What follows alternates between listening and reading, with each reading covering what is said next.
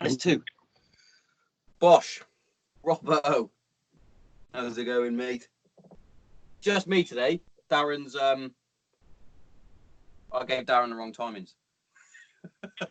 Okay. Admin from my part, that one. 100%. Did it work then? I don't know what he's doing today.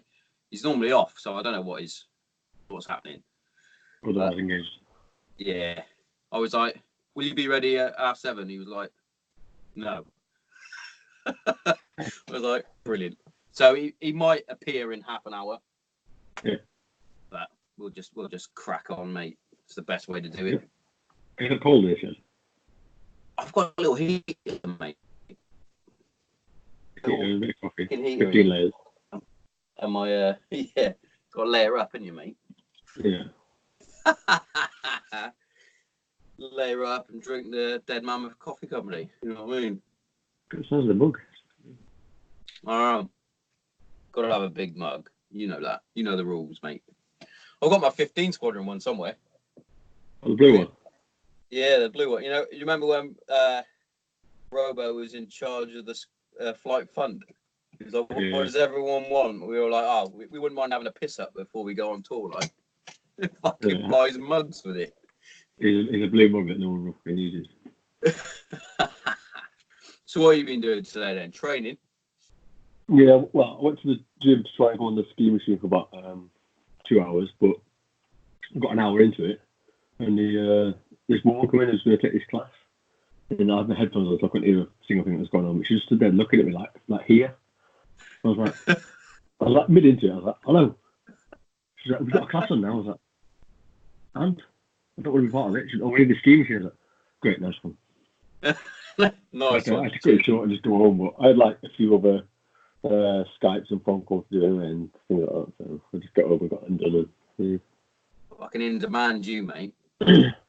Well, we had one. I spoke yesterday with one of the coaches to talk about stuff that I'm working on court and off court, and then today I just Skype with another coach, and he shared his screen, and we have to look at video footage of things that we've done and how we're going to improve it and this and over. And I was like, okay. Just must be a lot to go into wheelchair rugby, surely. It's like from what I've seen, it's not just fucking you're hitting each other with your wheelchairs. It does look very tactical. I'm not going to pretend like I understand it. It's just I'd love to give it a go, Mike. Yeah, well, you're quite far down. So I think the nearest club. You're down in Kent still. Yeah. There's a club in Canterbury. Oh, Canterbury, yeah. I don't know where they play, but we've got them in our next league meeting in about 2 weeks' time. So, but it's not down there. It's up in Mandeville, so it's quite a bit away. So. Yeah, it does look. It looks fucking brutal, mate. I'm not gonna lie. Do the Americans call it murder ball? Is that right, or did I just make that up? No, they did, but then obviously the PC Brigade jumped on it and started. So we can't call it that. Politically correct, isn't it? Can't call it murder ball. Yeah. I think kids ask me that in schools. Oh, do they? Yeah, and you're like, yeah, don't call it that. Yeah. None of that. So do you still go off and do meet and greets and shit? You broke up a little bit, man. What did you say? Oh, did I? Fucking, that's Skype for you, innit? But it's like, do you still go off to like schools and that and be like, all right, I'm Robbo? Yeah, well, the thing is, the company I work for, they give me the timetable on the schedule of what the term ahead of what we're in now. So I'm already on the summer planning my availability. So I've put in there if I'm green, if I'm free, and red if I'm not. But I'm quite looking at GB just giving me the dates for all the training camps stuff in this year. So I just go in there and put in when I'm free and when I'm not, and they'll just pencil you in them schools if and when. So it's pretty easy. Just sit at home and just go to schools when you need to. And luckily, it's not like all over the place. It's just Germany, Lancashire, or maybe Cumbria, and it's just pretty easy. Oh, yeah. Pretty close by. Like. Yeah, pretty easy. You know. Tidy, mate. Must be a bit cushy, really. What are you doing?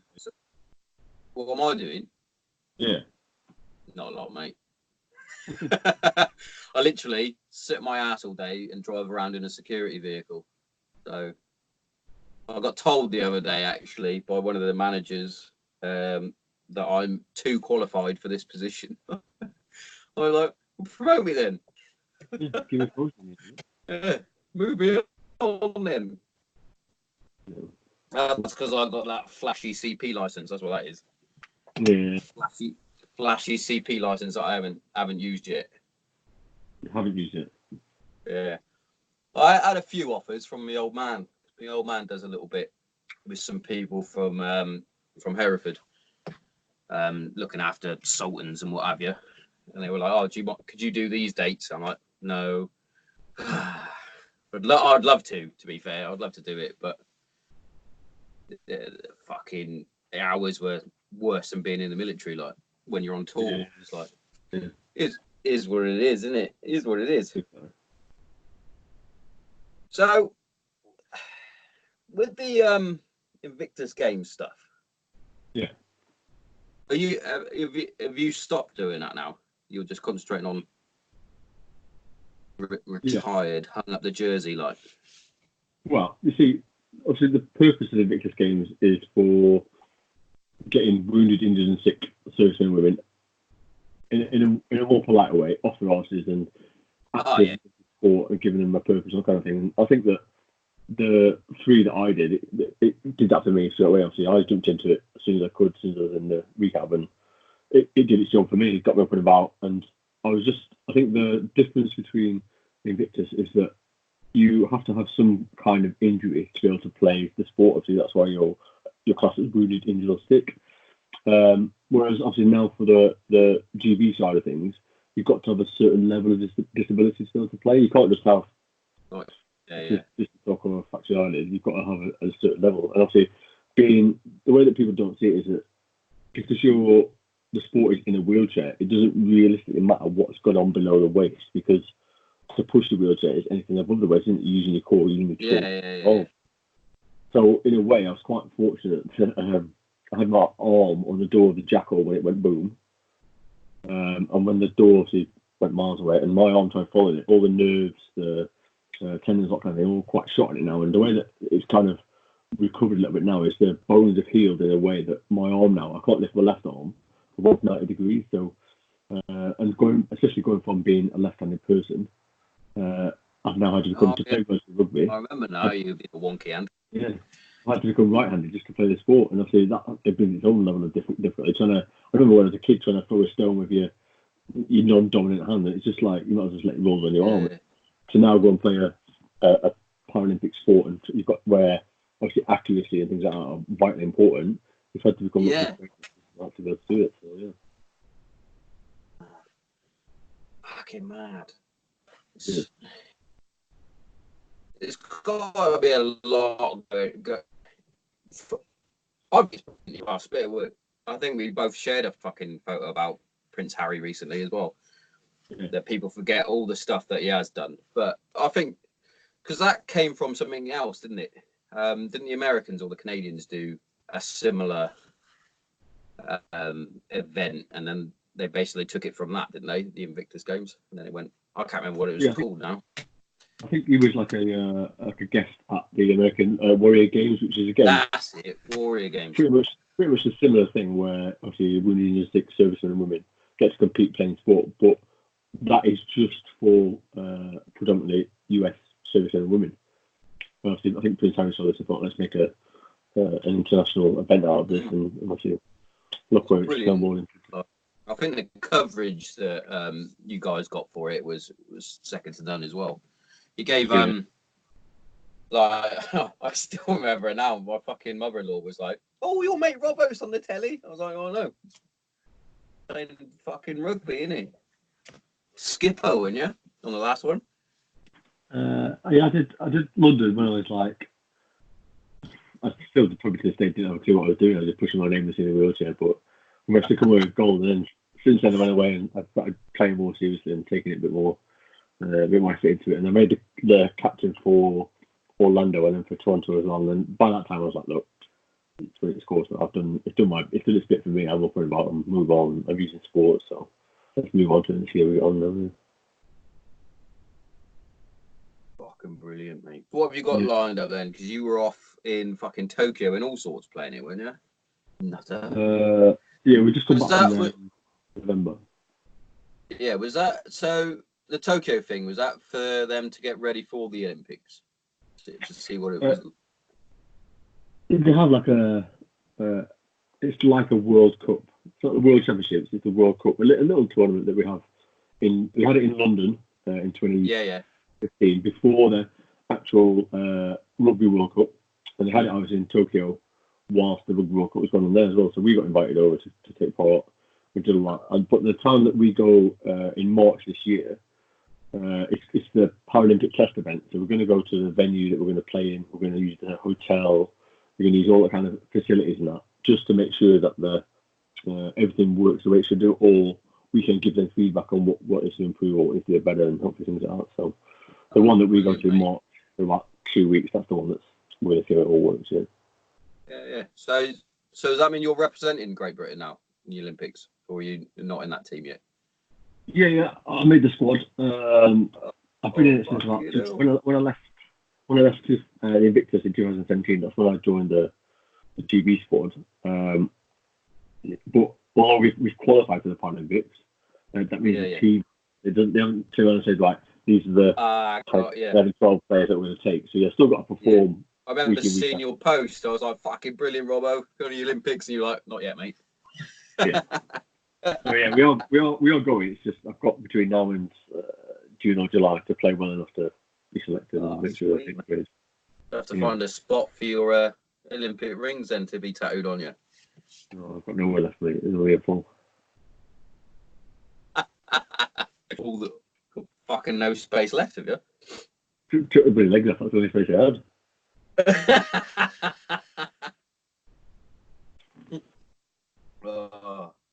How's the charity going?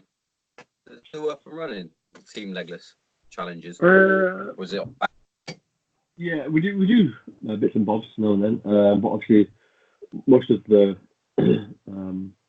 events that we're trying to do they're meant to be arduous, meant to test yourself. But obviously, I'm now trying to manage my body to make it through training, through competitions, let alone smashing it around the sub courses and pretty your ball right round. So I'm just gonna take it on the comes and see how we get on. But for now, I think the guys are still wanting to do something, but it's just whether or not they can do it with me taking part or not. So yeah. As long as it all sort of comes back to the charity, I'm sure loads of people can fucking get amongst different things, like and donate to it and all that sort of stuff to help you out.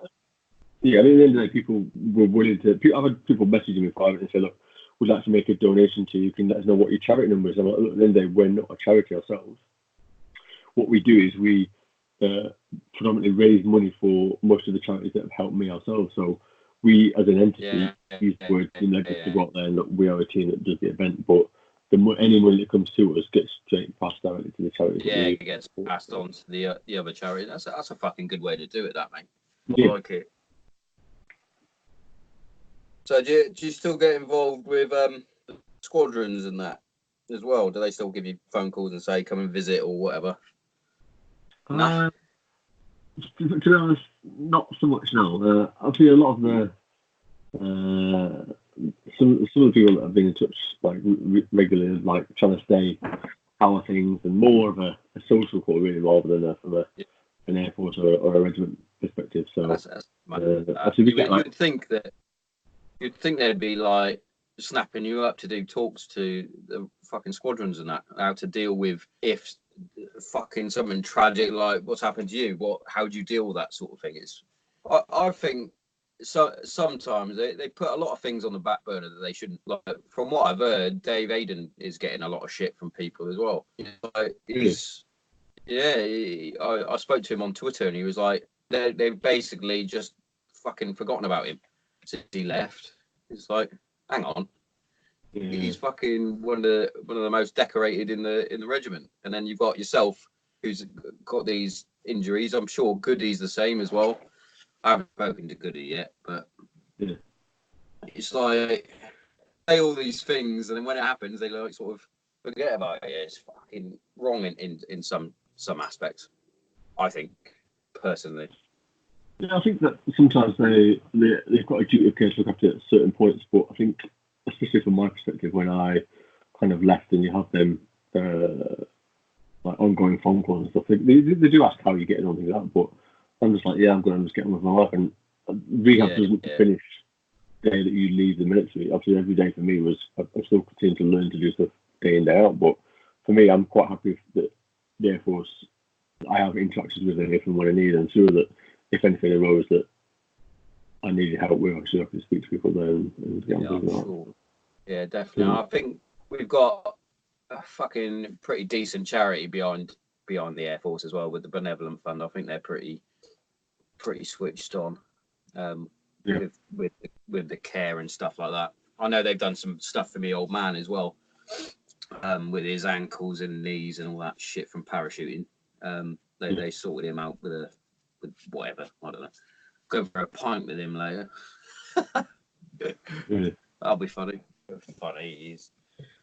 But yeah, I've been in contact with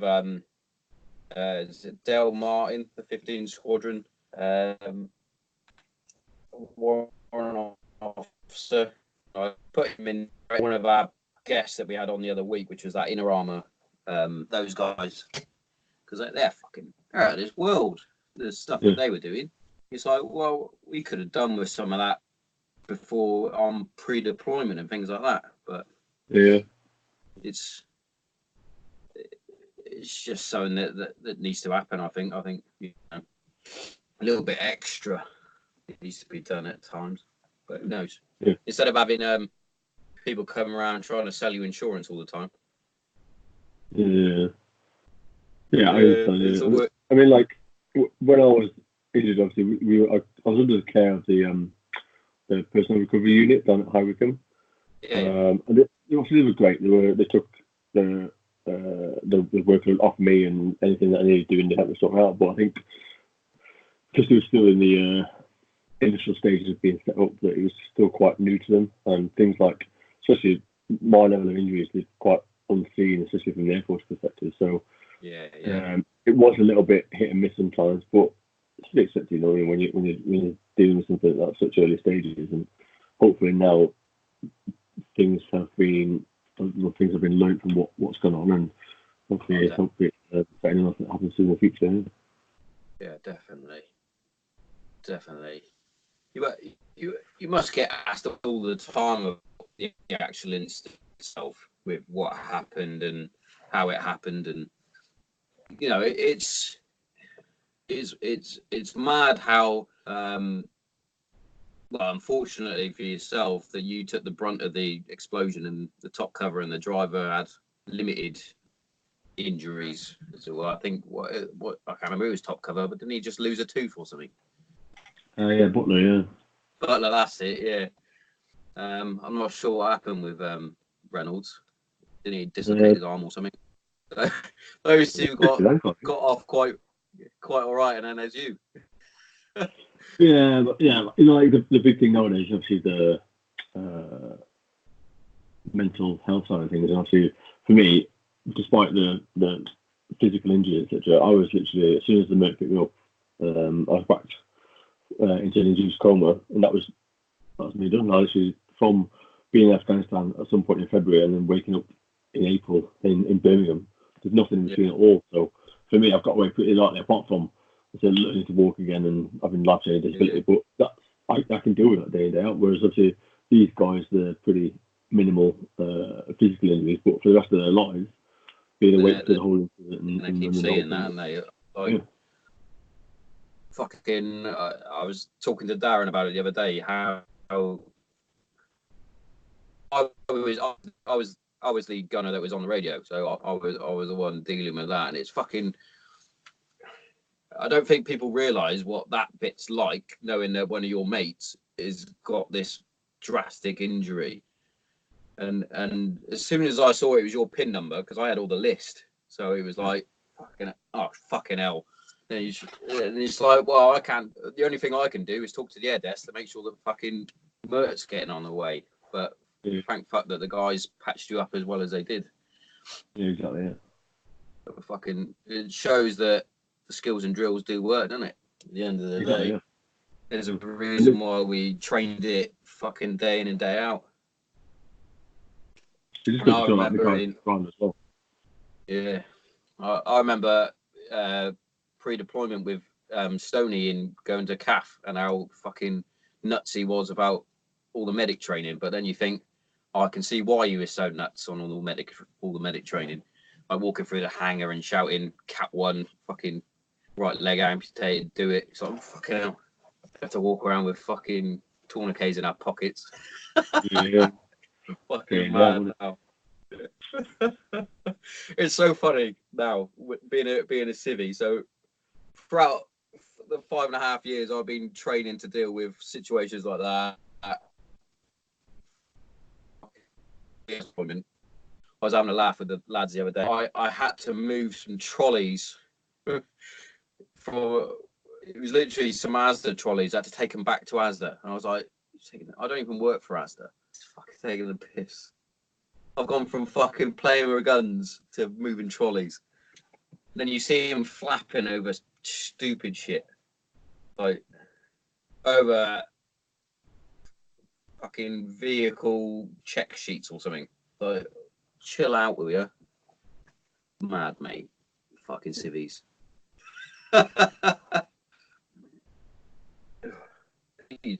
Oh, did you just mute to... skills, mate. You're a pro at this, aren't you?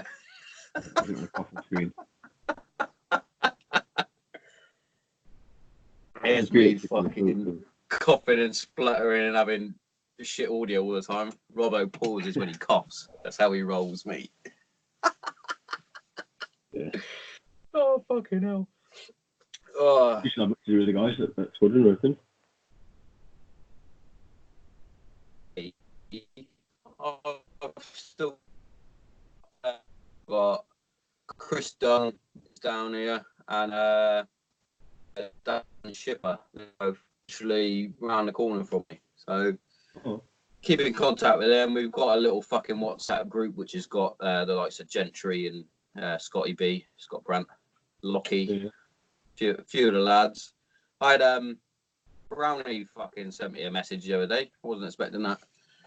Fucking just pinged me a message. I was like, "What are you doing?" He was like, "Oh, snowboarding." I was like, "All right." Fucking there's the life, innit? Yeah, Sam Brown, yeah. Yeah. I still keep it off and mind it wherever they are. Yeah, I'm messaging out of the blue and I don't know. Alright. Yeah, but to be fair, I had a few lads chat to me as well. Like Gardner's popped up as well. He does fucking all sorts now. He's fucking climbing mountains and shit. Yeah. So he's done all right, isn't he? Yeah. It's coming out. Pardon me. But yeah, I speak to Anders from time to time, but he's all the way down in Plymouth being a paramedic now. Fucking crazy bastard. Yeah. Yeah. It's mad, you know. It's mad how you go from such a connected, like, fucking round the corner from each other, literally next door in the rooms, and then you're like miles apart, fucking hundreds of miles apart from everyone. Yeah, exactly. Yeah. How are the kids anyway? They all right? They're good, yeah. George has done football training and things like that, and obviously been busy with got normal boys on Xboxes, PlayStation, all that kind of. Yeah. And then little girl, she's at the age where she was born on the 1st September. Oh yeah. She's at the age of 4 now, which she's not allowed to go to school because she's. Oh yeah, because she'd be. Yeah, it's like the fucking 7th of September, isn't it? They go in. So she'll be. Got another year to wait until she's actually going to year 1, which is. Yeah. A pain, but, it's mad, mate. Fucking they grow up so quick, mate. My eldest will be 9 in June. Yeah. More like 19 in a minute, though. Yeah. It's a result, isn't it? That's how it fucking rolls, though, isn't it? That's how it rolls, mate. Oh, fucking crazy. Fucking United are losing. That just popped up on my phone. Fucking 1-0 Wolves. Fucking bullshit. It is fucking, it is what it is now. They've lost it, mate. Dog shit now. The wheels are off. Yeah, wheels are firmly gone, mate. I don't know where they've gone. We'll be losing sponsors and end up like Bolton, won't we? We're going down. So just to see if we come back up, so we're fine. You went down, and someone had to bail you out, didn't they? Yeah, they're getting new investors and things like that, and players weren't getting paid. And, oh god. I thought, go down to the bottom tier, but I'm quite happy at the moment because I think we do need to go down just to come back up. I think we reset and readjust and reset. Yeah, definitely. So, what else is in the pipeline for you then? The busiest man in the world. Wrote a book yet? No, I've got to write, mate. Get a book, get a documentary. No. Well, we did one recently, but that was for some guys helping out with their final part of their degree. So they came up, showed a little bit of the training work we're doing, a bit on court, and then with a bit of the charity work that we do. I was a little bit surreal because when in the gym during the World Gym training session, we've got this tiny little, it's not a very wide room that we use, but they're in there with like this the drone. Just coming to a place and then going away, and I was like, what's this going on? And they're telling me to push towards them. I'm like, you got to move out of the way before I get there with them because I end up with an injury again. But, yeah. But aside from all the good stuff that usually happens, I'm hoping that obviously after the Paralympics, maybe to have some surgery because at the moment I've been in the chair now full time for about 18 months now. Went away to the World Championships of Rugby in summer 2018. And when I was away, I thought, you know what, I'll leave the legs at home. I'll go in the chair and I'll give my skin and my legs the chance to recover and heal from all the water and stuff like that. So I had a good month off the legs. Came back home, the legs, didn't think nothing of it. Put the legs on straight away. Started walking. Literally cut myself to shreds within a week. And I was like, right, I need to get back off. And then I went to the limb centre, chatted to them. They came up with a new leg, and I think now we've tried that many options that no matter what design we make, they're never going to fit me. So the other option we have now, looking from a different angle and try to make me fit the prosthetics. So quite a drastic way of doing it is there's a surgery that's come up called osseointegration, where they drill, instead of wearing a socket over the residual stump, they will then drill into the residual bone. And you have like a metal rod inserted into the bone, obviously, which then heals around it, etc. And then you just clip the leg onto that. So you have this permanent bit of metal poking out of your femur or your below-knee, whichever one you go for. It takes away all the hassle of having to wear sockets and the normal daily wear and tear that comes with. So quite fortunate that the UK were given a certain amount of funding from the government to fund, I think, 20 patients to have this surgery done. And I've been accepted for it. But right now they're just asking what date is good that works for me to have it done, because I think the gold standard recovery time is about 6 months, and I don't want nothing to get in the way of the Paralympics. So for me, no, of course not. No. Let's wait until at least after September this year, and then we'll go for it from there. So fingers crossed, we'll go and do the business out in Tokyo and come back and get back up to the series and get up and walking again. So brilliant, mate. I've always wondered, right, with the legs, do you get to choose how long they are? That's like a really stupid question to ask. To a degree, yes. So they asked me how tall I was before. Yeah. We'd like to make that size, but obviously to start with, they get you a little bit shorter, because obviously that way your centre of gravity is a lot better, and it makes it a lot easier to walk, etc. Things like that. So, but then from there, they try and get back up to normal height, which is what I did. I went back to normal height, but then I asked this special adapter because I was in my left leg, which I have a prosthetic, a mechanical knee. And this knee, it makes it very difficult to put trousers on and off because it's not like you can't just bend your foot or your knee or your ankle like you can like a normal leg. So I put this little adapter in which spins from the knee downwards like 360 degrees. Yeah. And when I told the prosthetics about this, they were like, yeah, that's fine, we'll put it in for you, but it's going to make you taller than what you originally was. And to me, I was like, yeah, that's fine. I can handle being 6 foot. It's just what I want. And another thing they say to you as well is a lot of questions that people ask me is, are you still the same shoe size? Yes, that was the next question.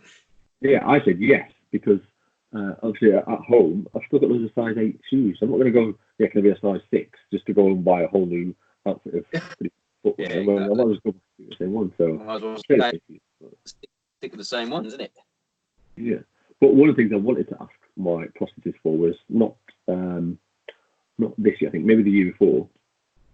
I was going to go on holiday, and with my prosthetics on the feet, I wanted to wear flip-flops. Now, in order to wear flip-flops on prosthetic feet, okay, when you wear it on your normal feet, you have the gap. Yeah, you have the gap in it. Yeah. Now, because I'm a below knee and an above knee, I have different feet on each prosthetic. So one of them, I've got the gap, and the other one I don't. So it's like a webbed. Yeah. Feet. So I said, look, we can give it on one foot, but not the other. So what good is that? I don't want to flop everywhere or flip everywhere. I want to flip on flop. So there's no around it. They said, look, you can either wear like a pair of like the flip flops or the sandals with Velcro on. And I was like, look, I'm not 58 by now, so I'm fine by now. I'll wait. Yeah, we get home. My things that you think about. Well, I want to wear flip flops, don't I? Yeah, well, you shouldn't have to worry about sunburning your feet. Yeah. Yeah, at least you shouldn't have to worry about sunburning your feet.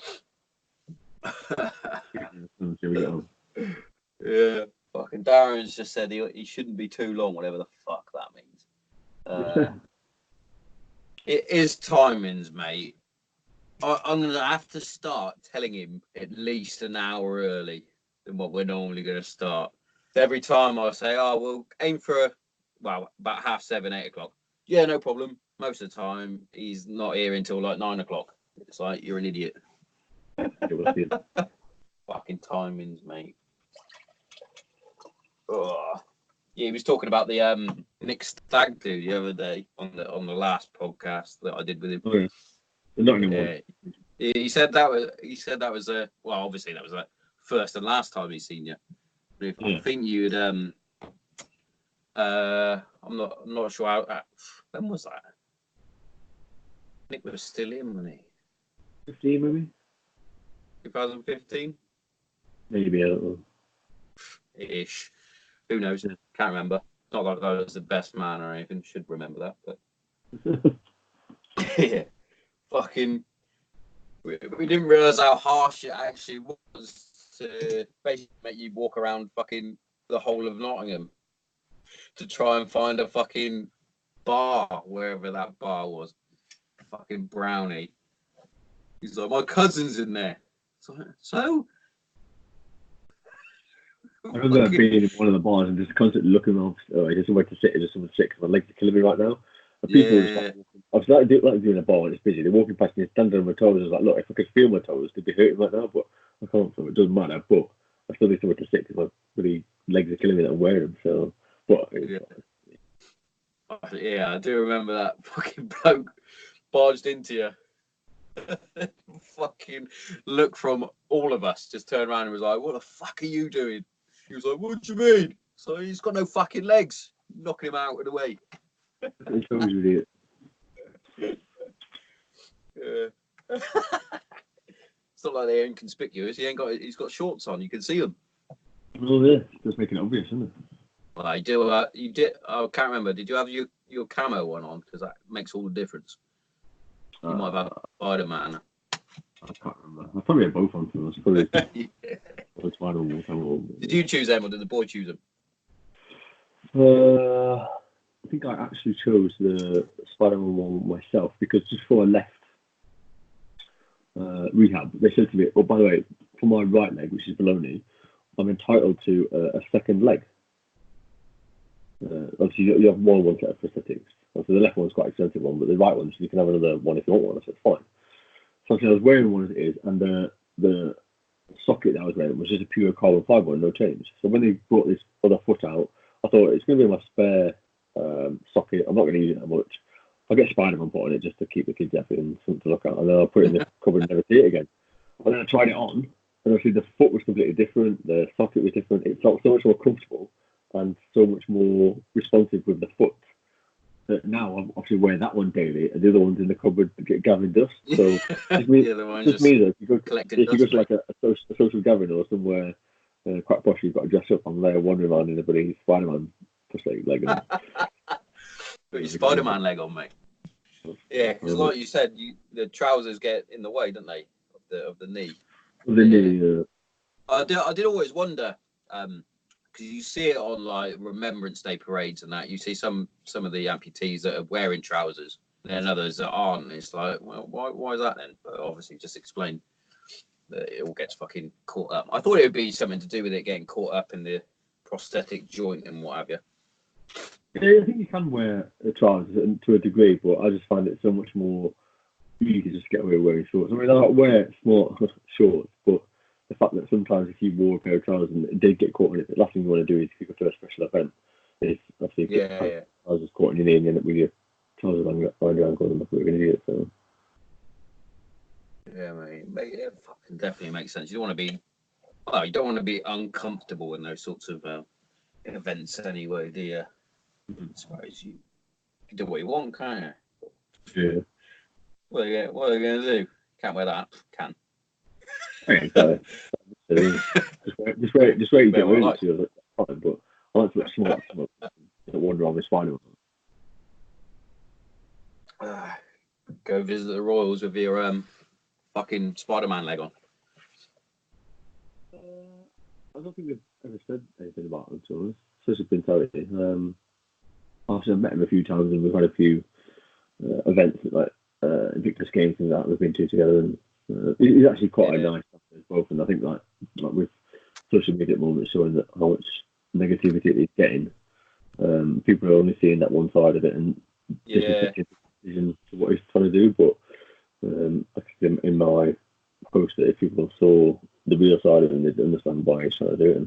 Yeah. I said that the other day. I was talking to the missus about it. I was like, he's doing stuff for his family now. He's acting like his wife and his kid. That's what he's doing. He's trying to put them first instead of everything else. But and then people are just going, well, he's freeloading. Oh, part of the royal family. You could say that about all of them. if you're going to say that argument. I've seen that people were responding to some of the stuff that I put on social media saying that we're not pushed that he's decided to go abroad or he's step back from being royal. It's the fact that who's going to pay for his security and stuff like that. I was like, but he said in the reason where he's going that he wants to become financially independent. So not only is he going and taking a step back, he's taking a step back from the limelight, but from being reliant on the funds and the exactly. On the give it. So if he's willing to do that, then why not just get behind him and let him get on with his life? So yeah, it's mad as well because it's not like he's next in line either to be king. So if he wants to take a step back, take a step back. He's not going to have the duties that William's going to have in the royal fucking aspect of things. But it's just after watching The Crown, mate, it's a bizarre world anyway. I've not seen that this year, so I've not been able to watch. So you don't have any time to watch fucking TV series, mate. You're the busiest man in the world. Training, smashing people in your chair. Fucking life, mate. Actual elite athlete now. It's not always got to. Well, oh no. So the Olympics, right? That will be same as the Rugby World Cup, won't it? So it'll be morning, sort of. Our morning.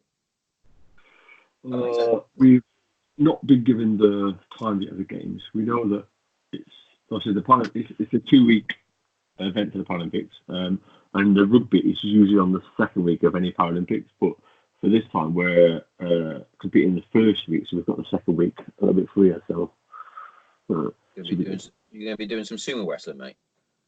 No, I'll probably just be sat on. Hopefully, I reckon you stick your legs on and give it a go. I reckon. Let me stay at home with the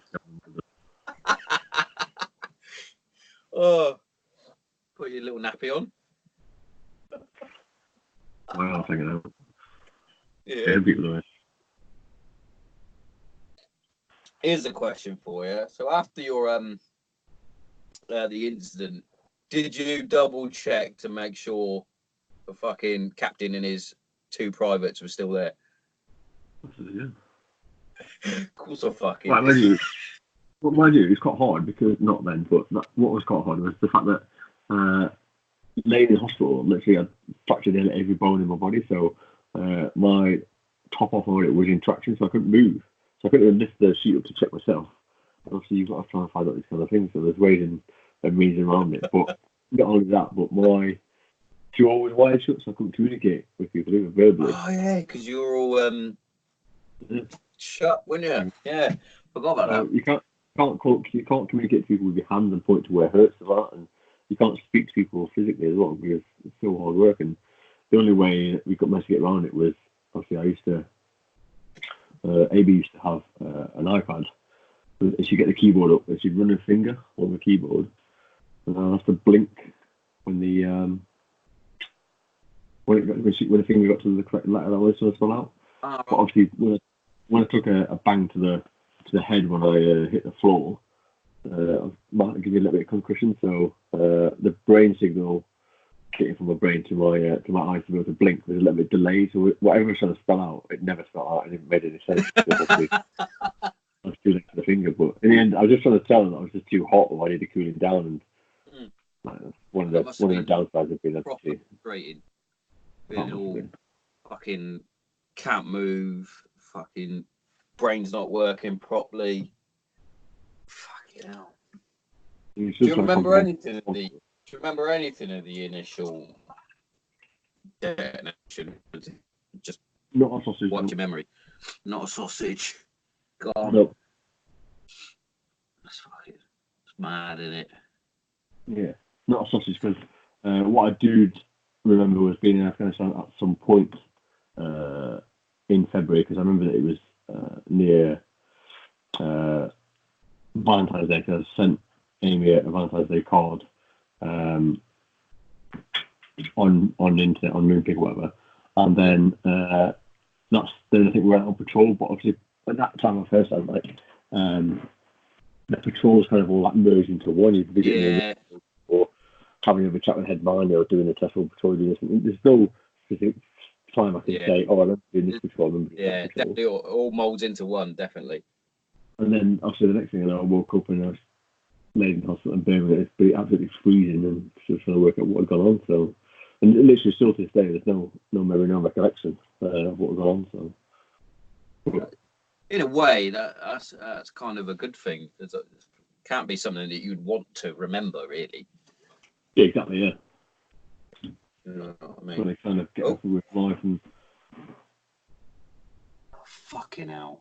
Hold on. Oh. Don't you just love it, right? So my iPads at the minute, I've got 2 iPads working. One's doing the audio, one's doing this bad boy, but they are under the name under Kate's fucking user, and her dad's just tried to phone, so that's cut off the fucking iPad that's doing the audio. Luckily, this one is still recording, so we got this for the fucking the YouTube. Oh, yeah. It's so fucking slow. Look, I'll show you. This is where this is all fucking falls apart now, isn't it? I don't even know what it's doing now. You can't even see that, can you? Just paused. On the white screen. Doing its own thing on 2%. That iPad I actually bought in Afghan from the American PX. That's how old it is. Fucking 2013. But first gen, mate. It's got the old Charger, the fucking big fat Charger. White one. Yeah. It's such a rascal fucking thing. Oh, come on. What it's doing now, that stupid thing, is processing all that conversation we've just had. Yeah. Before I can start again. But whatever. It makes a change for the video version to get the extra bits.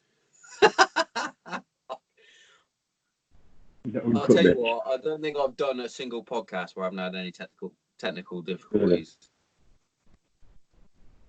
Really? Oh, fuck it. One day, I won't be in a shed doing it. I'll be doing it in a fucking studio. There's the goal for you. There's the goal for you. In the shedio, mate. What a rascal fucking... Come on, you piece of shit. Do something.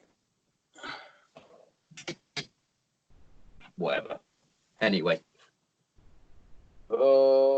Fucking nothing from my brother.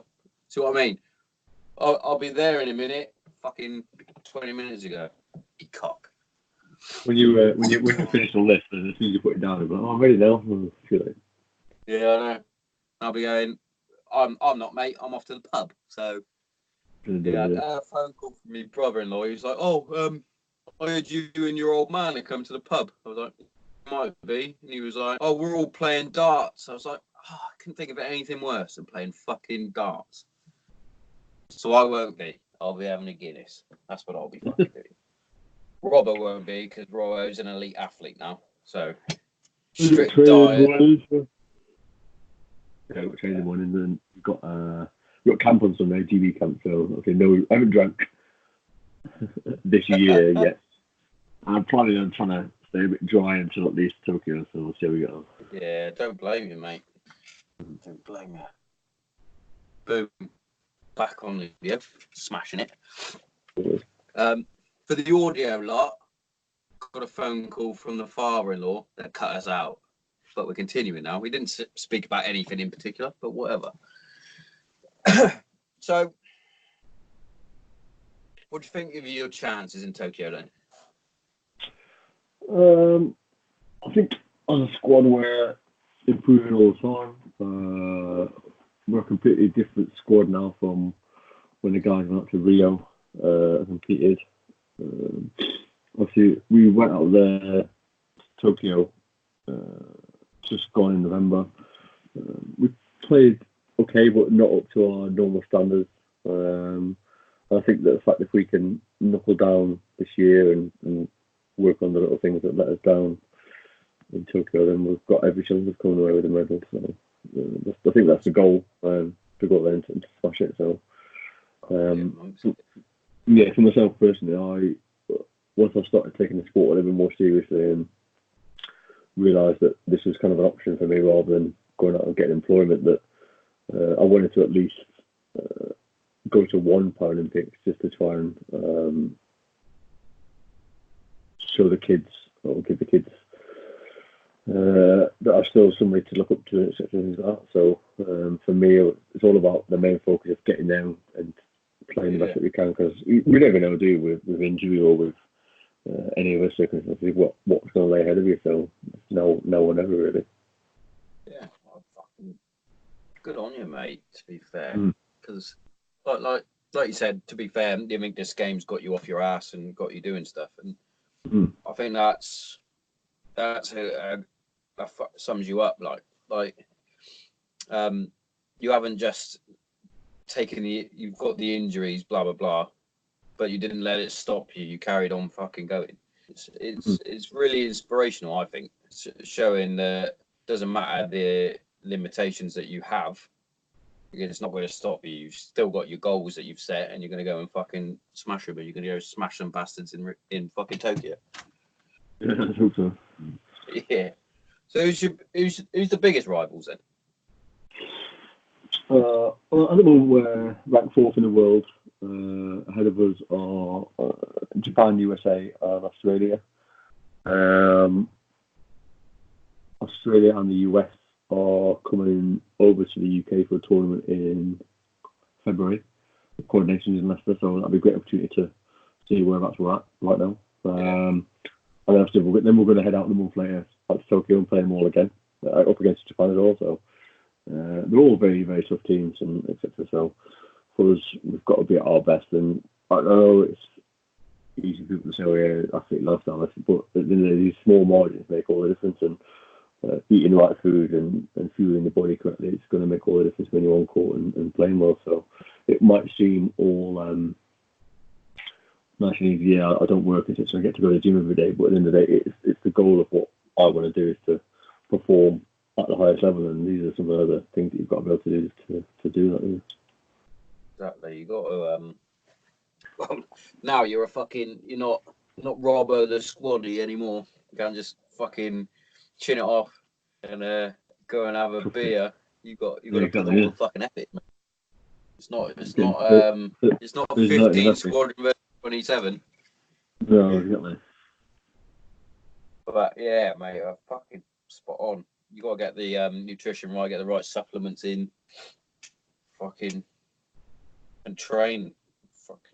Fucking all of it. Yeah. Fucking good on you, mate. I'm fucking proud of you, mate, for fucking doing it. To be fair, seriously, like it's like fucking chatting to a fucking Olympian now, almost madness. Got to make the squad yet. But the thing is, it's, people say it's all about sport. It gives you focus, etc. But for me, it was exactly that. And when I was leaving headquarters and leaving the Air Force, that they turned around to me and said, "What are your options now when you leave? Are you going to go and get employment?" And I told them about the rugby, and they said, "Look, the options you've got are you can go out, get some full-time employment and do a little bit of rugby on the side, or you can like literally get stuck into rugby full-time and do a little bit of employment on the side." And obviously, at that time, I'd done 16 years in the Air Force, literally, obviously, in and out of operations, home and abroad, and doing things like that. So for me, it kind of made sense, and I just sounds a bit of a cheesy cliche to say it, but it fell in love with a sport that I kind of fell into, and it just made the right sense. Let's go and play some sport and see where we can take it, and fingers crossed we're going to go all the way to in Tokyo and go from there. Yeah. I think a lot of people can take a lot of advice from that as well, even if they are fully able-bodied. The power that, well, fucking the gym does for a start to smash through fucking any sort of stresses, anxieties and shit like that. And then if you find yourself finding a sport that you fucking love, go and do it, whether it's just a fucking kickabout or whatever. No pun intended there, by the way. Or anything. Like, I found myself, well, I haven't been for a while now, but I've always been in love with the sport of basketball because I happen to be quite decent at it, played at a decent level, and I hadn't played for ages, and I found a local fucking shootabout just up the road, and I was like, fucking hell. Went there, blowing ass because the fucking fittest person, but fucking loved it, mate. It was like, yeah, love doing this, and it's amazing how sport, the gym, whatever, just snaps you out of whatever bad mood you're in. Yeah. And then you got fucking Super Robbo there, smashing people with his chair, smashing them to bits. Do you get sponsors in that then to stick on your wheels and that? Was that not allowed? As GB as a whole, we have like national sponsors. We're sponsored by King Power, the guys that are the owners and sponsors of Leicester City Football Club. Oh yeah. But obviously, as individual players, we are allowed sponsors, but obviously not allowed visible proof of it because it goes into the image rights.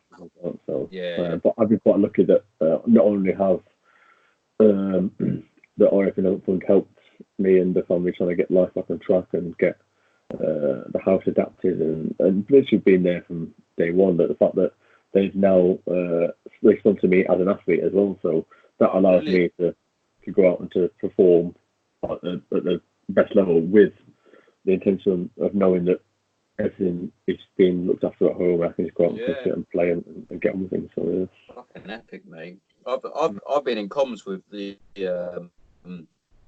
benevolent fund, help out with it with nothing major, like just to help me get a few bits of equipment and what have you. And they've been fucking spot on. I'm just waiting for a bloke. I gotta get a bloke to come over and do some sort of evaluation assessment thing to make sure that I'm not fucking lying about everything. Doctors know that. Get my biff shit out. And then hopefully they'll help me out with a bit of funding just to get some kit. So I'm not asking for much, but recording off 2 iPads, even though one's just died, so somehow I'm gonna have to get the audio from this video. Yeah. The annoying thing is I've had that fucking shit iPad on charge all day. Yeah. And it's just died on me, but I'll figure it out. I'll get my producer that's not here to do it. So no. Yeah. Oh, fucking funny. Oh. So you're training tomorrow, you said, didn't you? How many sessions do you do a day then? Because obviously that is now your job. You are wheelchair rugby man. All right, so I'll go through the week, which makes it easy rather than per day. Go on then. So on a Monday morning, I'll usually I'll get up early, go for a swim. Once I'm up from there, I can come home, have some breakfast, drop the kids at school, then I'll go in the car drive to Sheffield, do a training session in Sheffield, and sometimes depending on how I'm feeling on that Monday, I'll then try and head back and go to an evening circuit. Tuesday is usually an early morning circuit, then we have a weight session, and then we have a push session also in the chair. We try and get it done by about lunchtime, so we can have like the rest of the day to recover. Wednesday is a track session, so we found an indoor track, so obviously we can get away with it in the winter time. Nice. And then Thursday is again a circuit. Tomorrow we've got a rowing circuit, and then a normal circuit, then a bit of weights, and then a bit of a steam afterwards. Friday is a little bit of a hit and miss, so sometimes we can mix and match if we need to do any more weights or have a bit of a stretch session, etc. Saturday we have again sometimes a bit of fun. The gym that we use, they do family circuits, so we take the kids down and go with them and get them involved as well. But then on top of that, we have a club training session on Saturday, so we then head to South Forks again, more travelling, and do that.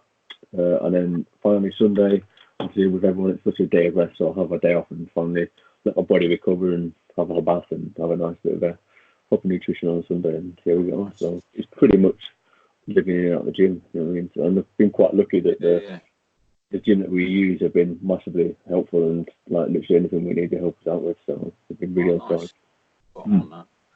So when's game day then? What days do you play? Obviously you have a club as well. You play for is it Ospreys? Did I just make that up? Might have made that up. Just a little bit outdated, that's all it is.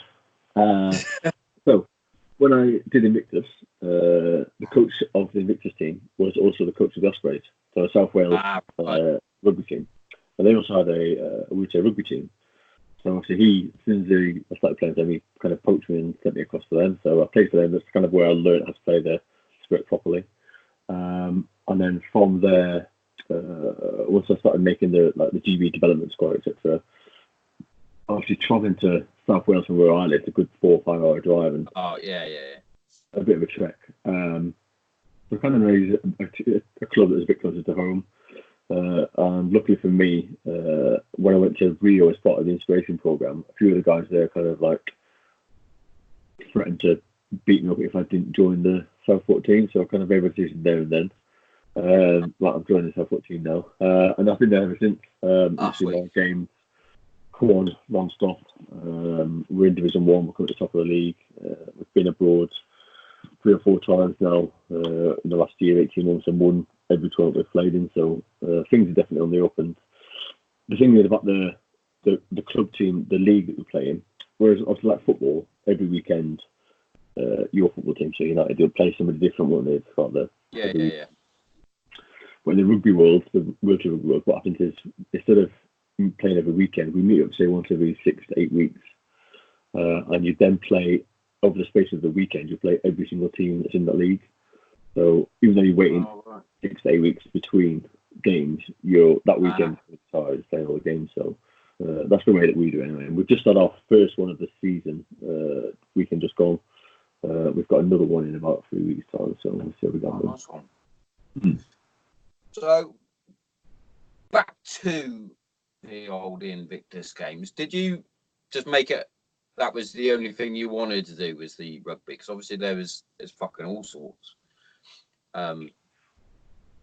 Like fucking, I don't know, track shit. Right, so a couple of options we had was during rehab. Obviously, they try and let you experiment with different sports anyway to try and say to go and keep you busy and keep you fit and active. So I wanted to try the running, but the difference is on the running blades. Now you see some guys running that if they are below knee amputations, their knees still trying to operate the same way as a normal person, able-bodied person's legs trying to run, so they run in a straight line, like just bend their knees, that's it. If you're above double above knee amputee, you then become more like a waddler. So if you watch Richard Whitehead doing his running, the 200 meters, his legs come out to the side and they splay. Yeah. So I have to be awkward. I've got one of each. So I've got one knee that wants to run forward, that wants to bend, and one knee that wants to waddle. Now, obviously, if I want to go in a straight line, it's pretty difficult, but I reckon I'd be pretty good at the 100 metre diagonal dash, but I don't think that's a penalty. So 100 metre diagonal dash. We can get away with that. But so that kind of put me off straight away. I tried swimming.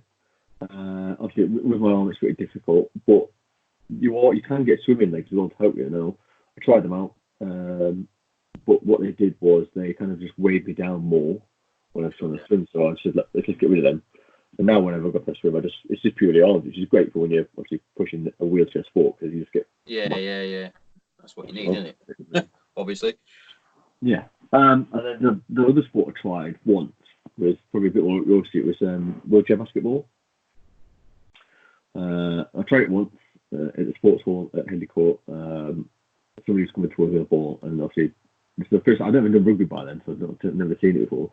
As this guy was coming towards me, got the wheelchair, slashing into him, not trying to change it, so he lay on the floor. The rest of him, I was like, "You're in the sin bin. You're not allowed to do that." I said, "What do you mean?" So, yeah, this sport is a non-contact sport. I was like, "What?" That's terrible. You can't do that. I said, "Look, if you want to start smashing people in wheelchairs, you need to go play rugby." I was like, "Right, that's one." So that was it, literally, within the space of 5 minutes of being in the hospital. I was like, I'm off. I made my mind up. Yeah, so here we are now. I'm in a pretty rugby chair week in, week out, and see how we get on. So, yeah.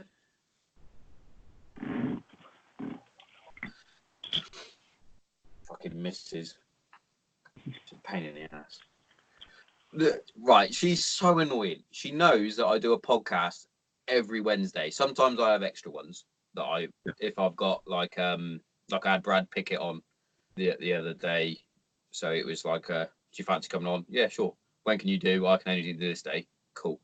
But every Wednesday I still do one on a Wednesday, and it's usually between, like I said, 7:30 and 8. And depending on who I'm talking to, I could be talking for a long time, or sometimes if I'm doing it on my own, it'll be a bit shorter. Like when I did Mason Jones the other week, the cage fighter, we had to do it in 2 parts because he was talking for 3 hours. He wouldn't shut up. She just texted me and saying, "Hurry up." It's like, fuck off. It's been scheduled. It's in my fucking diary. Fucking women, mate.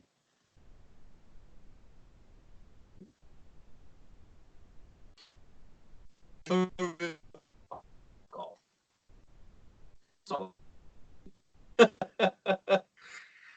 Oh, I know why. It's our man's in the living room, and she's probably when we go to the bloody pub, boy. Yeah, he's waiting for you to the pub. Fucking hell. Yeah. Oh, he's so OCD with it, mate. He's awful air. Well, so he's fucking always on the pig. Yeah. Still, And even when he's back over in Hereford, he's even worse because he has times that he's at he's got to be at fucking Gordon Bennett's at 4:30, and then he'll be in the barrels at fucking 6. And then he'll phone me up pissed, and it's like, have you had a few beers? I've only had a couple. You haven't? You're fucking steaming me. Fucking nightmare. Oh man, trying to keep up with him as well when he's drinking. Can't do it. He's fucking madhead. His nickname when he was in was Tommy Fish. He fucking just necks it, mate. He's fucking mad. Do you know what is mad? He taught fucking Gary Eden, Chiefy Stevens, Taff Lane. There was one more I can't remember. Taught them all how to parachute. That's how long they've been in. Good deal. Fucking dinosaurs. Yeah. I got Burrows in the shit the other day. Cause Burrows is doing his JTAC. So he's out. Probably shouldn't read. He's out in Afghanistan at the minute. He sent me a photo. This was over Christmas of him wearing a hat, a rifle and whatnot. So I thought, I'll do a Christmas post to all the fucking blokes in Afghan at the minute. Fucking straight away. He was like, Tommo, you need to take that down, mate. I was like, why? I'm bad in the phone. It's just you with a fucking rifle. He was like, no, it's who we're with. The next thing I know, he's in the fucking shit apparently with all this fucking little stripes. Taking a picture, yeah. Well, say the phone.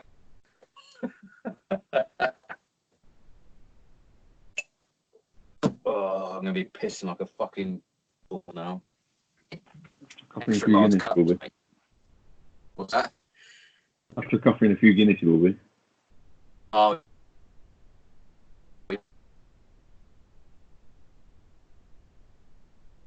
Oh, fucking hell. He's in.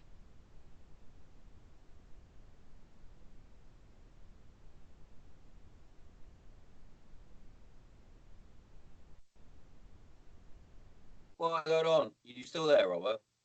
Yeah, I mean, Fucking as if.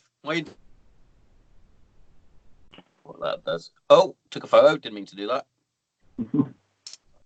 Fucking, I'm terrible with this. Add person. Where is he? There he is. Oh, don't want him. That one.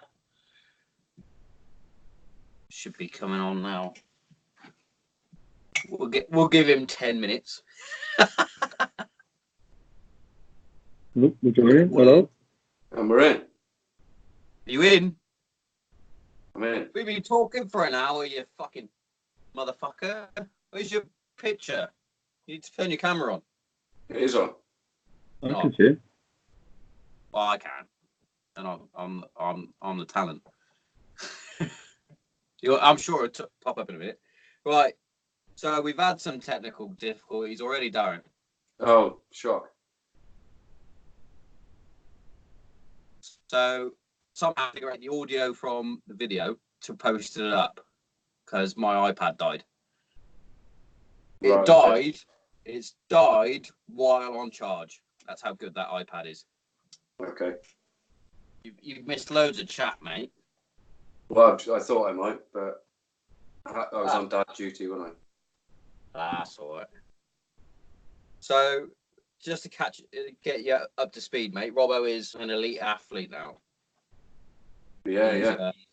He's off. He's going to Tokyo, mate. He's going to the Olympics. Yeah, we'll see if I'm selected. When he gets selected, they better select him. Train killer, isn't he? Killing time. Killing time, yeah. Yeah. So what have you been doing, Darren? Where have you been? Darren. Is he gone? Have I gone? Oh, you're on. Where's he gone then? I still can't see him. He's. I've lost another one. Oh, there he is. Hello, mate. I don't know what's going on here. I don't know. I can see you now. I'm not with it. All right. Where you been anyway? Say again? Where you been?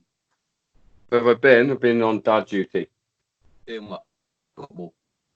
Say again? Doing what? Just homework, doing a bit of exercise with her, that sort of stuff. Had to have a little chat. Oh, did you? Yeah. I'm getting texts at the minute from Kate telling me to hurry up because I think Dad's twitching to get to the pub. Oh, I see. Oh, yeah, you got Dad staying, haven't you? Well, yeah. You know what? He can always go to the pub, can't he? You can join. Yeah, it's not like it's round the corner. Oh, right, I see. No, it is actually round the corner. He could walk there now. Not a problem. Oh. Why don't you text that to say you'll meet him there? Oh, fuck it. They can wait. Right, it's annoying. I said this to Robbo. Wednesday is my day in my shed. Yeah, and the thing is, like, we've been waiting to have Robbo on for a while, haven't we? So, you know what I mean? Yeah. That's what they said to me earlier. They went, "Can you not just reschedule it?" I was like, "No. Robbo's coming on today. I've been trying to get Robbo on for fucking months. How dare you?" Yeah. And now I've got the elite athlete on. He's gonna get new legs. So, how do you mean? Like Pistorius style? No. He's not gonna go and no. Well, I don't know. I just got it. He's gonna get a operation to get a fucking screw in his knee. He's gone. He's had enough. Who's that? Fuck is going on? Well, I can still see Robbo. Still see you. Oh, he hasn't gone. I'm still here. Oh, fucking! What is going on? There was a switching sides on me. Fucking Robert, you're gonna have to explain your legs because I can't. Because I've got real ones. Right. So when you wear the prosthetics, you have to wear a socket to go over the residual stump. Yeah. The sockets I've had at the moment are causing me a few issues. So the way that we've kind of got around it is instead of trying to make a new socket to fit me, we're going to try and make me fit a socket now. Obviously a bit of a drastic way of going about it, but the pioneering surgery at the moment where instead of having to wear a socket, which is obviously called as a daily wear and tear and rubs and shaping, etc., they literally drill into the residual bone which left, and they insert the metal rod into that. It's then compacted, heals around it, and instead of wearing the socket, then you just clip the leg onto the metal rod that's obviously poking out your leg. So, yeah, it's pretty drastic. A few people have seen it maybe on I know it's not the same surgeon for a start on Super Vet. He does it to a lot of animals. But this guy is a guy that he's done it loads of times to a lot of injured servicemen and women, and the government have kindly given the NHS some money now to fund a trial. I've been doing on a few patients in the UK, and luckily I'm going to be one of them. But we just got to wait until the end of the year until after the Paralympics to get it done. So fingers crossed, then I'll be able to be up and about again, walking. Yeah. Oh, brilliant! So. I suppose in an ideal world, then that causes you a lot less discomfort, a lot less hassle. I mean, maybe in the short term, maybe it's a bit of discomfort, but long term. Yeah, exactly. Yeah, I think that the fact that they say they don't want to give the surgery to anyone where it could make their life worse. As in, like, if it doesn't work, you're going to end up in a chair, whereas obviously at the moment I'm in a chair full time anyway, so it doesn't matter if it works or not for me. It just means that I'll be sat in a chair with me holding my leg probably. But I'm hoping that obviously the guys that have all had it done so far, they're all looking at walking and said that it's like life changing, and the fact that it's making things so much more easy for them. You've not got to wear the sockets, and it's like a drastic term of wearing like an ill-fitting pair of shoes. Obviously, you don't want to wear them for a long time because of the damage that it causes. But as soon as you can take that out of the equation and get away with it, so let's hope it works and does the job it's supposed to. And I suppose that doesn't affect your sort of your sporting career now, because I know a few guys have had it done, but they don't play at the level that I do. I'm hoping that it's just going to be about adapting the chair that I play in. Obviously, because I have a big metal bit of rod poking out my leg, but I'm hoping that it shouldn't make too much difference, I think. And when you do get smashed out of your chair or you smash something else out of the chair, you don't physically come completely out of the chair. So you're strapped in pretty tight into that chair. So when you do fall out, the chair comes with you anyway. So it's not as if I'm going to fall out and land on the metal rod. So yeah, it's got to work, isn't it? Probably a little bit. Yeah. A little bit. Yeah. They look fucking heavy, those chairs. Are they heavy? Or are they? My latest one, I think, comes in at about 19.3 kilo. Obviously, my day chair is about 10 kilos. It's probably about twice the weight of it, but it's got to be in it to withstand the hits in there. Yeah. You are literally smashing each other with a chair. Yeah, exactly. So. Fucking nutcase. Yeah. So I'm not that clued up. Do you still kit out like you would, like with the old shoulder pads that they wear under like the headgear? No, He's not going to wear a scrum hat, is he? Why? They don't scrum. No, but you still, like, if you get smacked out, well, not out of your chair, but onto the ground, you're still potentially going to smack your head on the floor, aren't you? Well, the scrum hat's mainly for cauliflower. I think the other thing that we wear is the gloves, so to protect your hands because you're pushing and braking quite hard. Yeah. But if you've seen the compression sleeves for our arms, because I use if I'm catching the ball, my hands are up here, and it means that my hands are off the wheel, so anybody can come in and smash me and try and move me to where they want. So we use the compression sleeves to use our elbows as brakes. So as you're holding up the ball, you can hold the wheels at the same time. Obviously, if you didn't have compression sleeves on, you'd take all the skin off your elbows.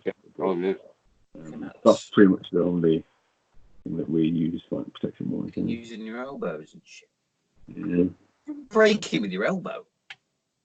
Yeah. Well, a lot of time you can get away with turning the whole chair or things like that, but without even using your hands or your elbows. You just use your ratchet is that tight into your chair that as long as you can swing your hips into it, you can turn the chair left and right without even using your hands. It makes it a little bit easier when you're trying to, also when you've got to hold the ball and you're trying to move as well at the same time. So, yeah. So how long did it take you to sort of get to the point that you comfortable in manoeuvring a chair like that? Because surely that must have taken quite intensive training to get.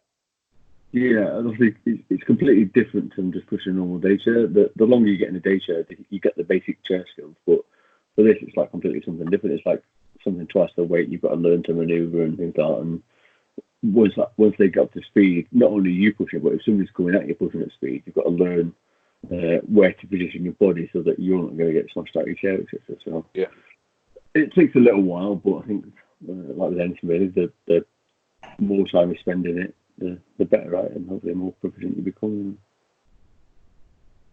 Fucking interesting. Yeah. And smashing bods with a fucking chair. It might be that positions as in you are the smasher. Is that like a position? That should be a position. Right, so it starts to get technical. Fucking ice hockey. You have two kind of things really. One is like you have an offensive chair, which is like more rounded, or you have the defensive chair, which is like it's got like this pick bar thing on the front, which looks like. Do you know when you get the last basket at the supermarket, it's stuck in the thing, doesn't come out? Imagine having that in front of your wheelchair. It's like one of those. It's a bit of a drastic way of saying it, but that's what the defensive players have got, and basically their job is to pick our chairs and get in the way. But the way that it's determined what kind of chair you're in is your classification level. Now you're assessed on your level of disability, and basically you've got, like I said earlier to Tommo, you've got to have a certain level of disability to play sport now. The sport was designed for people with spinal cord injuries, so these guys are pretty low functional. They've not got very good use of their hands. They've missed their upper body and all much core. So for them, they're mainly in defensive chairs, whereas the guys with more function and better with their hands are able to catch it. So where the higher up the classification scale, we're in the offensive chairs, etc. So the highest rating that you can beat is 3.5. Now I'm a 3.5, so if I get any more function or any of my shoulder, and if I have any surgery, etc., to try and correct that, then I won't be able to play sport network because I'd be too functional to play it. So kind of like, so I said there's 3.5, but the whole 4 players on the court and not one team, you've got to add up to no more than 8 points. So obviously, as a 3.5, I'm taking up nearly half the points. It's quite difficult then to. Otherwise, it's the coaching really to try and coordinate who's on at what time and making sure that the numbers add up, etc. as well. So it's pretty complex, but you can just see the smash chair and people have floor, etc. So here's a difficult question for you then. Would you rather get like some surgery or whatever that would potentially take you out of being able to play that sport, but potentially give you better use of your shoulder or whatever? Or would you rather sod it off and continue playing sport as that you clearly really enjoy doing? Well, they said to me when I was leaving rehab, they said, look, we're going to have to extend your time in rehab because we're going to get you in for surgery on your shoulder. I was like, wait. I said, what's this surgery? What we're going to get out of it? And so you may get a few more degrees range of movement out of your left arm and shoulder. I was like, it's not really worth just having a few more degrees range of motion just to then stop playing a sport or stop playing something that I've obviously grown to get involved with. So to me, I said, even then, I said, no, I don't want to do it. I don't want it anymore. And obviously until the day that I've stopped playing the sport, I'm quite happy living my life the way it is with my arm and my shoulder the way it is. So obviously the answer is no, I don't want the surgery, but I quite enjoy playing the sport. But if the opportunity comes up once I stop playing, and if it's worthwhile to have the surgery, then I'll probably think about it. But for now, I'm quite happy living with one good arm and one pretty crap arm. But But he's now a normal-handed person instead of a wonky left hand, which is. So you didn't have to learn to write in that again, though, did you? Or did you? I could just about write with my left hand. Obviously, I've not got a great finger-hand function in the left hand, but I can hold a pen just about. It's just I've not got the dexterity to really write very neat. I'm a bloke. I don't know many blokes that write quite neat. So for me, I just get on with it, scribble He on does, it. because he's a fucking weirdo. I have to write in capital letters, which fucking my kids can take the piss out of. Yeah. God, why are you writing in capitals? Because I'm part Hmong, all right? Yeah. That's why.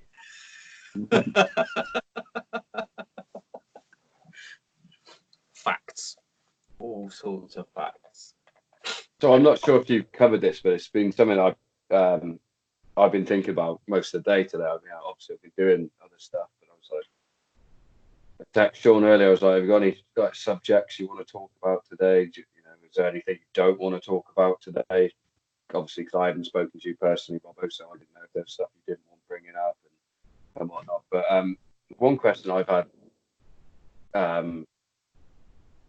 obviously suffered horrific injuries, but what was it like making transition from being a soldier, having your injury, to then getting this positive out of something as horrific as you had to endure? And not like what was it like to transition from that, but obviously there's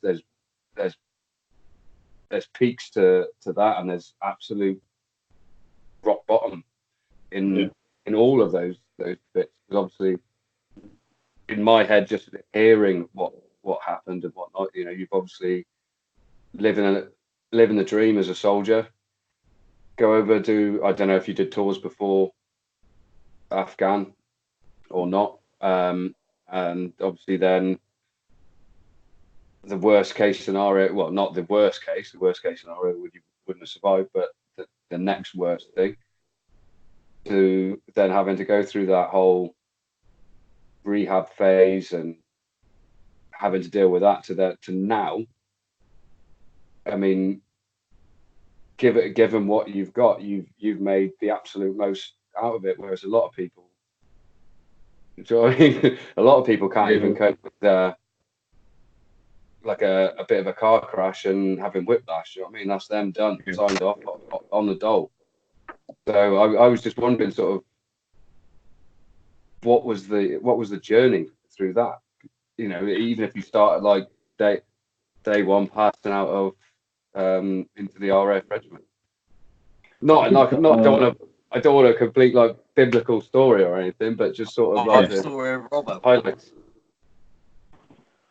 I think the easy option for me was to let the whole incident and situation obviously consume and just be happy just to sit on my arse and just not do anything for the next couple of years and just wallow in there and just say, well, look at me, like so. But I think from waking up in hospital and kind of realising that some shit had happened, it was kind of like a turning point there and then. And I say this to a lot of people that actually being in Afghanistan and things like you see some of the sites and things that you see people that pay the ultimate sacrifice and don't get to make that ultimate journey back home. So for me, despite the injuries that I woke up with, the fact that I could at least open my eyes and I could still breathe and blink and etc. and do things, that kind of gave me that initiative and that urge to get on with my life from day one, from even being in hospital. And I remember the medical team came up to me and said,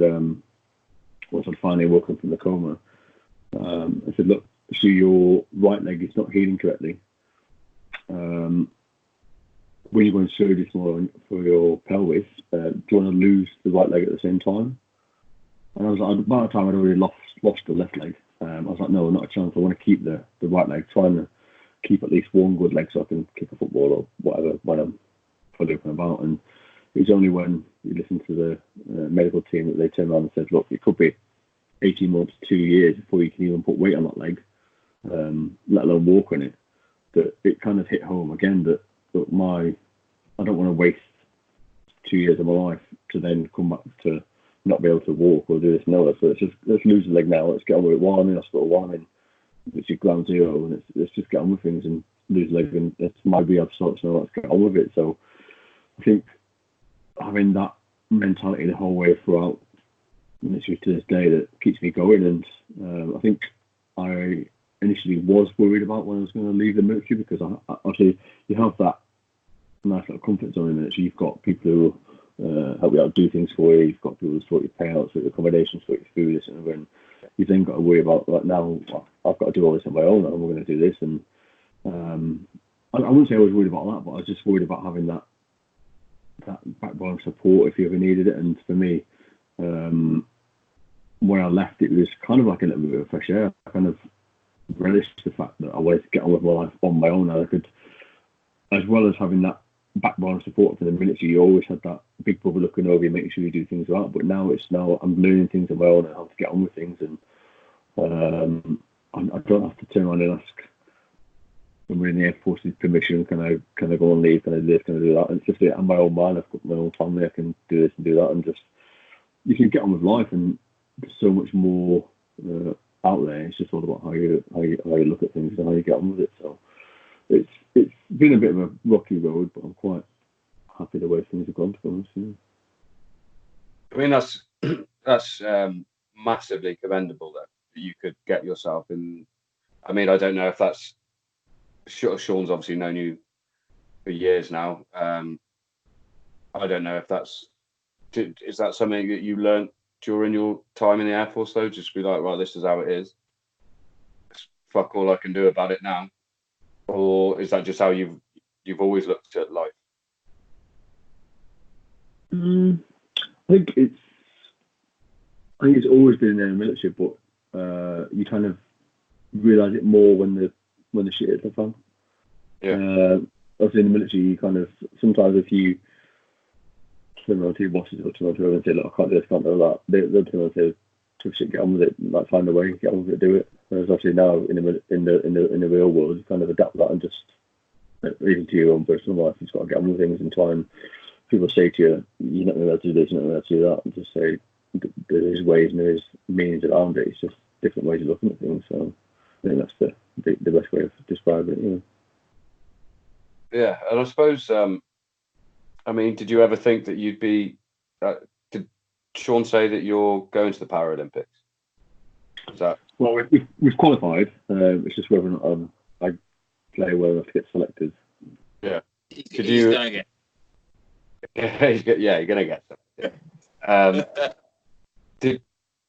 Was that ever something that you'd ever considered in your life prior to like your injuries or anything like that? Was that always a dream to represent your country for a sport? Because I know it always was one of mine, and I'm probably never going to do it now because I'm nearly 40. But it's hard sometimes when like you think you went through so much that must have been so hard to then turn it around and look at, but I'm going to potentially represent Great Britain in the Paralympic Games. And I'm sure you'd rather not have gone through all of that pain and suffering. But still, like to anybody that's listening to this, it's got like, because obviously Sean's got a lot of listeners that are suffering with different mental health problems, maybe going through a little bit of shit at the time. But like, surely, if anybody that I've ever met in my life is the shining beacon for, look, you can go through some shit, but you can still come out of it the other end and still achieve stuff that you potentially would have looked at as a kid and gone, that's what I want to do. Like, how does that feel to like potentially be representing Great Britain in not even like Paralympic, the Olympics? That's. Do you know what I mean? Yeah. I think how's that potential that's going to potentially happen? You could potentially wrap a gold medal around your neck. And I met a swimmer, the guy that won the gold. He came into my restaurant, not my restaurant, the restaurant I work in. And I've actually held in my hand one of those Olympic gold medals, and like win one of those, mate, potentially. Exactly. That's got to be a good feeling. Yeah, I think the fact that before I deployed to Afghan, that's when I got injured. It was the London 2012 Games. Yeah, and I saw actually I think it was a Super Saturday, I think that's what they called it, when I think Jess Ennis and Greg Rutherford all win their gold medals, and then I watched how big the Paralympics became then. I think it maybe even watched a bit of the wheelchair rugby, and maybe that was a little bit subconscious at the back of my mind, so that when I got injured and I trying to look at where I was going to go from there, that obviously it's a bit of a cheesy line, I've said it before on my social media, that obviously when you're in the military, you are representing your country. You're a member of the UK Armed Forces. So for me, you wear that Union Jack in your sleeve, and that's what your job is. And for me, when I was injured, I kind of had that taken away from me. But I found a new focus and a new way of hopefully getting to that platform, but by doing something which is it's a great avenue for staying fit and staying healthy. And again, coming from the military where you're all part to do with teamwork and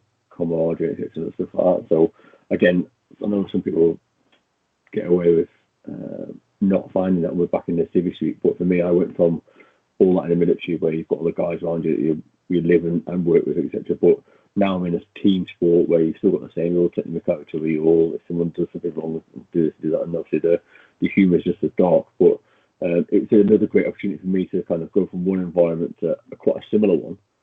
Again, you're still representing your country, and what a, such an international stage to perform on by representing your country playing sport, where sometimes you sit at home like I was before I deployed to Afghanistan in 2012, and seeing the guys coming out of the Olympic Stadium, etc., and performing, playing sport. And hopefully now the fact that is now my goal to show not just my kids but anyone else that's watching, that obviously if you put your mind to it, you can go out there and just get on with it and perform sport at the highest level as you put the effort into. So, yeah.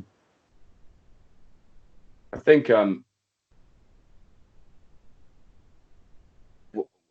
there's something else that I wanted to say as well, and this might make Sean feel a bit of a dick.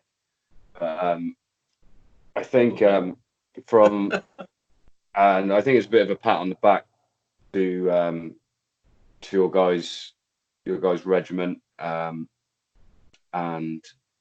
to the British Armed Forces, and also to yourselves. Like, Robbo, you've been through some terrible shit, physically, and I'm sure mentally, and also Sean, who, by the way, you realise that these cameras, like, all we can see is your arm. You need to go to your left, I think, Sean. Can't see your face. Me? Yeah. Oh, there he is. Look. I think it's this is the first time on the Granite Zero podcast that you've got two guys here that have gone through mental health issues, physical, absolute like chaos between the two of you. But you're both still here, and you both come out the other side. And anybody that's listening out there, I mean, this is not my podcast. This is my brother's podcast. But if ever there's been an episode that can show you that no matter how either bad you're feeling or how injured you get, there's always a way out. And I think I take my hat off to you, Sean, for getting us started. You started with just me listening. Well, and to be fair, mate, if you have a look through your reviews, I don't know if you've done that on iTunes, there's more than just Christmas review on there now. There's a few people. And Robbo, look, hats off, mate. There's probably 100 people the world over that would go through what you've gone through and come out the other side and still be top bloke the first time I met you. You've seen top bloke now, but you've seemed to, like, this, I might be talking out of place here, but you seem to have bettered yourself. You seem to be enjoying what you're doing now. You're not tied down to anything other than obviously your family and whatnot. And I don't know, I can't even think what the phrase is. When life gives you lemons, you make lemonade. Yeah. You know what I mean? You love it, don't you? He loves a cheesy line. No. It wasn't even a cheesy line. I was trying to think of, what is it? That is one of them. We'll go with that. Yeah. I think, Sean, like, again, not talking out of place, I think this is exactly what your podcast is all about. And I don't think you could personify it any better than having a pair of you, like I'm looking, on camera. Like, Robbo, you're, I suppose, the embodiment of a physical disability. And on my left-hand side, which might be the right-hand side on the YouTube video, you've got somebody that suffered for a long time in his own head. Yeah, you come out the other side, sorted yourselves out. Robbo's got a successful sporting career now, and Sean's got a podcast that 3 people listen to. So, but you know what I mean. I think 3 people listening to it. Robbo listens to it sometimes. I listen to it because I have to get my numbers up, and so do you. So there we go. Well, listen, and Chris Smith. Oh, speaking of Chris Smith, he was in. I saw him. Yeah, did he tell you? He sent me a text. And he went, "I've just met someone famous," and I was like, "Whoa!" And he went, "It's only Little Brown from the Granite Zero podcast." I was like, "Fuck off!" He came up to me in the changing room, and he was like, "Excuse me, mate." I had my back to him. He was like, "Excuse me, mate. Are you the guy that's on the Granite Zero podcast?" And I was like, "Who the fuck is?" Turned around, I was like, "Oh, it's you." If it had been a random person, I'd been like, "No, it's good." It's you. He wanted it. He wanted an autograph, mate, signed by the Big Brown part of the Little Brown. Oh, fucking hell. So, Robert, when are you off to? Sean said you're off again soon. Is that off to Japan? Did I hear? You're off to France early next month. Japan in March. Canada in May or June, and then off to Tokyo again in late end of August, start of September. So bit of travelling up and down before then, but it's non-stop. So is that all? Never is that all off fun? his arse.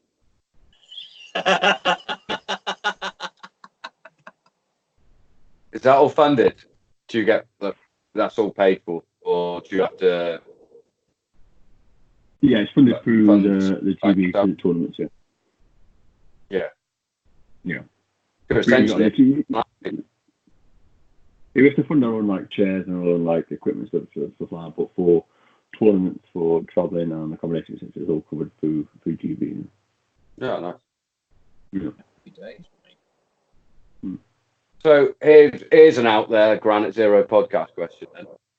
So your chair, is that like getting like you could have a shit chair, so like the Patrick chair, or could you get like an Adidas stroke Nike chair? Yeah. You can. Yeah. I'm not going to name. I'm not going to name. I'm not going to name any companies. I'm just wondering if there's like, do you rock up sometimes to training with you? Gone for the high-tech silver shadow chair he's got. Yeah. No, not anymore. No. No, I was just wondering like if you rock up to training one day. The only issue is the really good, so we say, Nike and Adidas chairs are not made in the UK, so to order them, it takes a while for them to get made abroad, and then you have to get them shipped over, and then I'll see if there's anything wrong with them, then it's quite a bit of a pain in the ass to get it sorted, but and you pay the premium as well for getting the chairs over, but I think the benefits massively outweigh the negatives. Spot on. Yeah. Smashing it. Sean's getting anxious now. I can see it. You are getting text, don't you? I'm not. Your dad is thirsty. He's a fucking pain in the ass, mate. Right, here's another thing for you. So I said to Darren earlier that I was going to mention this, and I am. We cannot take my old man for food in general. So there's a nice sort of pub restaurant down the other end of my village. They do nice food. I had a nice fucking steak baguette, that sort of thing. He ordered the soup, even though he knew he doesn't like spice, but ordered the spicy fucking cauliflower soup, and then just ate the fucking baguette that came with it, and then moaned. I said, don't order it then.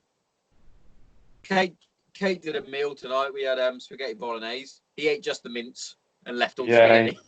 Yeah, you won't fucking eat it. Pain in the ass. Here's one for you. I've never gone for a meal where he hasn't moaned. Oh, I have. You can take him for liver and onions, mate. He looked for that on the fucking menu. Yeah, he loves that. Oh, bloody liver and onions on here, boy. Fuck off. We're not in 1972. That's why. That is a meal, actually, that I wouldn't mind trying again now I'm a bit older. Just to try it, because I remember it as a kid and it sucked. And it smelled. But I didn't like olives when I was a kid. I love olives now. Bloody love them, if anything. No. Not eating it. Not for me. I'll tell you what I did see the other day, speaking of meals. You might have seen it, Robbo, on the Fill Your Boots page. Because obviously all the military fucking dining is done by that. Don't want to say Sondico, because that's not what it is. Sendico or whatever. Anyway. Sodexo. That's the fuckers. Yeah. Yeah. They had a video clip of them cutting open the chicken that they got from the mess. Cut it open. There was about 5 or 6 fucking chickens that they've got. All fucking undercooked, all raw in the middle. Ow. For you, mate. Ow. And they you can buy it. They put the complaint in and they said, oh, there was only a couple of them that were undercooked. But still. You kill someone. One takes one. You literally can kill someone with chicken. You undercook chicken and you feed it to them, they might die. Yeah. Exactamundo. Oh, it's only a couple. Only a couple, though. It's back to life. Oh, Fucking admin. My admin is nearly as bad as yours, Darren. excuse me. Here's one for you, Robbo. So earlier I said Wolves were winning 1-0. Apparently that was disallowed. And now United are winning 1-0. So swings and roundabouts. Good on VAR. So, Robert, where are you based now then? Where do you live? Up in the northwest, so couldn't not really get any further away from you guys, but up in Morecambe way, so Right, okay. it's where I grew up anyway, so we kind of made a decision to move back here when I got injured and set up, so yeah, here we go. Love all that. Fast and Furious, and they were Trying to think of a get together so we can get both you and Sean in for a burger at some point or something down at the restaurant in Hereford. There must be some time freeing up in the summer. Sean bloody loves a burger. I love Or I can go on tour and I can bring the stuff. You could just on tour. Darren on tour on his own. Well, I'd come and meet the pair of you, but we could video it. Video it. Yeah. Love a video. Yeah, that sounds fucking good. We'll have to wait for Robert to bring his gold medal first, though. Oh, okay. Or feed him before he goes and claim that that's why he got a gold medal. That's why I fuel for the burger. Yeah. He can't. He's an elite athlete now. I could murder a burger. Just you have the cage fighters in there. Sick of chicken and rice. Fighters in there. Sick of chicken and rice. I don't blame you on that one. And rice. Yeah. Fish and a king. Oh, I don't do fish. Don't do fish? No. Chicken and rice, usually for lunch, and then evening meal is sweet potato, turkey mince and broccoli. Yummy. Don't do that noise, Robert. Not good. Oh, right, fellas. You knocking it on the head, Sean? I'm knocking it on the head because otherwise I'm going to get moaned at by every fucker. Oh, that's cool. I mean, Right. I've been here for nearly an hour, so Have you? I'm sure there's plenty. Yeah, sure there's plenty of content. Yeah, we got a good hour and 50. It's not quite Mason Jones standard 3-hour podcast, but tell you what though, if Robbo had done it before Christmas, he would have definitely been a guest of the year. Just for the sole fact that I put a poster of Robbo. It's got the most likes out of anything. The first Granite Zero post to hit 100 likes. Get some. Yeah, but also I don't expect you to know this, but did you know that post also got 1,060 engagements on Facebook? No. Yeah. Of course you don't know that. It's your page. Well, because I'm an admin of the page. Right, okay. So, yeah, so that's, I don't know how, I didn't check how many likes you've actually got, but you also reached out, I'm going to say, to probably 1,000 more people than the 60 likes on Facebook. Yeah. Just through having an elite athlete on. Yeah. Elite. But, Robbo. Definitely beat him in a running race, though, just saying. Not that elite. It depends if he's got his night chair, mate. If he's got his night chair, mate, you're carrying a few pounds there, Sean. We'll get you in one. We'll get you in one day, and we'll see how good you are, shall we? Tell you what, Robbo, we'll do it downhill, mate, and it's a shoe in. Downhill. Yeah, but I'd like to do I don't know. You're obviously going to be really busy, Robbo, but I'd like to do this again. as soon as you're free, and have all of us from the start, and Definitely give me some time to come up with some other topics other than injuries and mental health. Just have a good chat. Yeah, of course, yeah. Yeah. definitely. Well, nice one, Sean. I was glad you could make it.